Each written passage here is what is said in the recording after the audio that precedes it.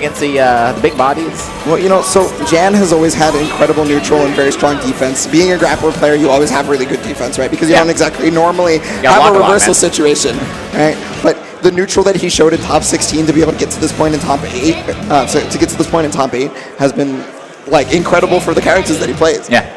I guess one of their controllers disconnected. Yeah. All right. Well, it's still disconnected. It's probably just a button check though. To start out. All right, we're good. So it's Ruby S from Tectal, as you know, he's been mostly playing throughout this top 16, etc. I feel like this team was super popular in the early days of this game, and then I don't see it nearly as much anymore. It's still pretty good. I still see it every once in a while. S having very strong support properties, right? You know, the fireball assist, being able to set up a lot of active switch situations because of crests and things like that. Ruby, obviously, you know, she's very strong in her own right. So it's basically like basic addition, right? You're plus one good character, another one good character. Yeah, it's the weird thing I see a lot of people dropping Ruby for maybe another point character while keeping S in the back. And obviously, like you were talking about, her assist is just so strong. You know, I think a lot we saw Zombie putting in the work with Aurier S last weekend, and I think there's a lot of surprisingly I see a lot of like walled Aurier. There's a lot of weird teams with S in the back, but not so much Ruby anymore. I guess people are maybe starting to get bored of Ruby, or maybe they're all just moving on to Ruby Gorge. I don't. Whatever the case may be, if they're moving on to Ruby Gorge, they're definitely not getting the results right now. I'll tell you that. But yeah, so Waldstein having some of the largest normals. Grappler play. Are they yelling for the song? Can we get? Or am I gonna have to say it? Crossing Fate Persona version. All right. Well.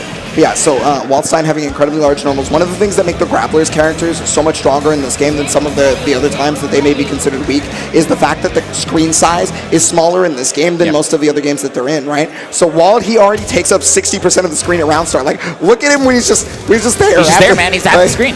He's always half screen away from you because he's just half the screen. Like, I'm pretty sure his claw is touching Ruby at round start, like straight up. So the fact that the screen size is so much smaller makes it a lot more difficult to get away from certain things from the grappler characters. All right, didn't see a lot of Jan this weekend. I'm interested to see how he plays differently than Isoropia, why he was able to make the top 8, and you know what the options he chooses and the cross combo options he chooses in comparison to the other big body players. It's definitely just raw neutral for Jan a lot of the time. He's going to get those 5A here at the start, though, so Tectal he's just going to start out very well because he gets the cross combo. Oh, and there it is. Maybe trying to catch him standing up for the instant overhead, but no dice. He got his burst. Yeah, honestly, I would block low until I get hit by the first instant overhead. You know, it's kind of hard to guess before you even know what kind of Ruby player your opponent is. That was a really nice counter call by Tectal right there, so he was able to block the Spark Bolt and then call the Fireball assist to make sure he was able to punish after the 2B. Yep. Oh, but then the Buster. That's good damage. He's going to get the Gadget Finger, and this was buffed this patch. It's a lot more like BBCF now. He got the low. A lot closer to the low. You know, a lot of people, in all fairness, a lot of players are going to be trying to jump out of that situation and just jump out in general against grapplers. There you go. The jump's going to save him. Of course, yeah. So Jan's actually got a funny setup with that, where he does 2A plus the plus DP, and then he active switch the wall, gets a full combo off it. Right, good knockdown for Wald in the corner here. He's going to go with the super. Maybe no, it's going to knock down, keep him in the corner. Spark Bolt in the back. Got to respect that, man. Oh my God, he's just blocking at it. I love that slow walk up 2A, waiting for that jump out. There we go, catches him again. So he had both characters there, and that shows one of the few weaknesses of this team is that they have a lot of capture state combos, right? So the problem is that when a happy birthday situation happens when they have both characters, they can't always keep them both in there. There are times, of course, but you can't get certain optimal things. Yeah, I think they have specifically like happy birthday only combos, but they do a little bit less damage here. You know, you might even go to like a cross combo or something that might do a little more damage. Well, it's just Ruby by herself versus Jan. Yeah, like, you notice that he's been controlling it so well with his incredibly large normals, and the fact that he is so stoic in waiting. He knows he has a lead. He doesn't need to do anything crazy. Yeah, very hard to approach Taker here as he's sitting there with 2 bars meter. Finally gets 2B and is going to be knocked out of the corner here. Simple with the buzzsaw ender. Press a rub and grab, or a 5A is not going to work. Yeah, there it is. He's got another one. Once you see you have the meter, you really have to be wary of that full screen Sparkle. It comes out so fast, and you know, God forbid you caught your jump start up or something like that. Yeah, well, Tectal can't even use the gun from full screen because of it as well. And he's got 2 more Spark Bolts. Okay, there's the armor, but you're recognizing it. Tectal, he did a low right there. That's going to beat the armor. I honestly think that's just a safe block string to do against Taker 5A, 2A in case he tries to press Sludge on his way up or something like that. Nice job from Tectal right there. He remained like pensive so that he was unable to get anti-air because he wasn't pressing a button on the way down. Jan playing this one very, very safe, not doing anything too crazy. Realizing Ruby can still win here. Solo Ruby is still a character with big hitboxing. Running forward, got the counter hit. Yeah. And I like how he went from just like not doing anything, just to exploding. That's what the grapplers do, man. You never know when they're just gonna press their giant half screen away button. It's cool. Hey, it's that screen size. Yeah. Like it really helps them out. And while he's very good at intimidating you from half screen. Especially with Spark Bolt assist backing him up. Absolutely. Tektal's thinking, man, what did I do differently in this game number 2 here? I think his Ruby played so well in the final moments of that match, so obviously until the end of that match, but he was so patient. He got a ton of hits, just staying very patient. He wasn't able to clutch it out, but like I said, his first rounds definitely did not look like they were very strong at first, his top 16 matches, and then he had the download right after. So if it's another case like that, I believe, man, I believe. Seen Tektal do crazy things. This man's been playing anime games in Georgia for such a long time. I've been playing with him since the early days of BlazBlue.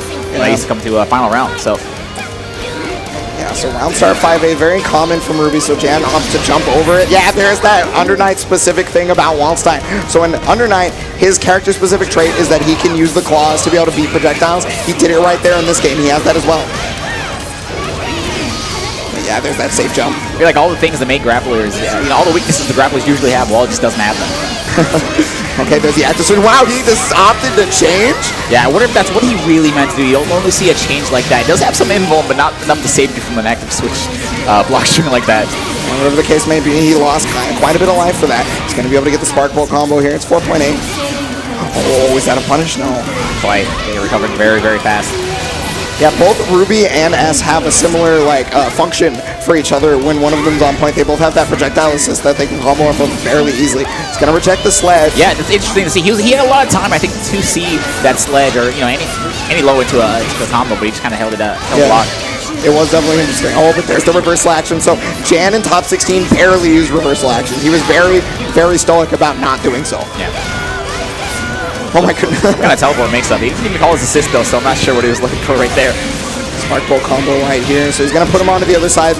Oh no, doesn't go for Atomic Glider, but there's the slant. Oh my god. Alright, yep. Gadget Finger into Mag Grab. He goes for another one, man. He's trying to end the Ruby right there. There's the burst. Is he going to be able to active switch? No. That was one of those times where you could get the active switch invincibility. Cannot jump into this character. His 2B's just too big. Oh, God. Got him with the 2A. Yeah, he dashed up in his face. Grab. It's hard, man. It's hard to know when to jump in that situation. You really want to get out of there, but you can't block the first 4 frames of your jump startup, and that's going to be, doesn't have enough. This should be enough, yeah. No, it's not. No, okay. S is going to live with a pixel remaining. I wonder if he's going to try and get out of there. And the cross combo active switch, maybe? Yeah, I think he's looking for the right opportunity because any wrong move right here will kill S and then get Ruby into a combo possibility. Yeah, he doesn't want to just raw tag either because he knows the wall is probably waiting for that. He's desperately looking for a way to get this S out of here. Oh my god. He has to press the button for so long. I mean, Jan's doing it right. He is keeping him right here. He's staying at just enough range to not, be actually doing anything. But yeah, keep him nice and scared. Trying to jump out. How long? How long did he keep S in there? No lie. Oh my god, got him with the 5P against such a far-reaching normal. He didn't have any meter to cross combo, unfortunately. Yeah, she's going to get all that HP back, but no, this is not going to survive this. Oh, okay, wow, dropping his combo there. Tektal gets one more shot here. Okay, here's the jump C from Wald, and that's going to do it. 2-0. Jan, he has been looking so incredible in terms of controlling the pace, making his opponent do things that they do not want to do. Yeah, it's hard. And Tektal's, you can tell how nervous Tektal was in that situation, having S in that pixel remaining. He didn't press a single button, just desperately looking for a way to get her out of there. And I feel like it's kind of the story of how some of these matches are going, even aside from when he has very low HP. He's really unsure when to press a button against his characters. And I think that's one of the big things about the grapplers in this game. It's just very hard to find a good time. I was talking about how the grapplers in this game, they just don't seem like they have the normal weaknesses that grapplers usually do, just because of the game mechanics, That too, yeah. They have more defensive options available to them and things like that. So, but Jan is somebody who is playing grapplers and is controlling your pace. He punished the DP there. That's not a good start for Tektal here. This game number 3 as he's down 2 games here. Ruby's going to be at half HP remaining. Only 8K solo. Don't worry about it. Yeah. Oh, got the active switch right there, yeah. So he's going to 2B to be able to move as close to the corner as possible. There's the Sledge. He was expecting a burst right there because Sledge would have armored through it. Yeah, after switching to that command throw, you actually can't. There's a lot of proration coming out from that command throw, so not really much you can do after that. Well, oh, wait. I love that, waiting for the counter attack from S, knowing that he's hitting the assist, going for the Sledge. Okay, yeah, he knows he can't be calling Ruby too willy-nilly because of any wrong move, that character's going to die. She does not have any L. She is on life support. Yeah, been dropping guards. Probably trying to jump out again. Oh, air unblockable right into the wall assist. That's an easy combo. Yeah, it's going to be all red HP, though. Of course, the DP starter from the patch is all red HP. Good. S confirmed here in the mid-screen 6K. Okay, wow, nice block on the active switch there with the jump B. I'm trying to put him there, but an immediate push block right there. Tactile does not want to deal with any of it. He's having such a hard time starting. Yep, and now while the gravity, unfortunately, gonna push him past Tager and drop that combo. Okay, oh, jumping over the slides right there.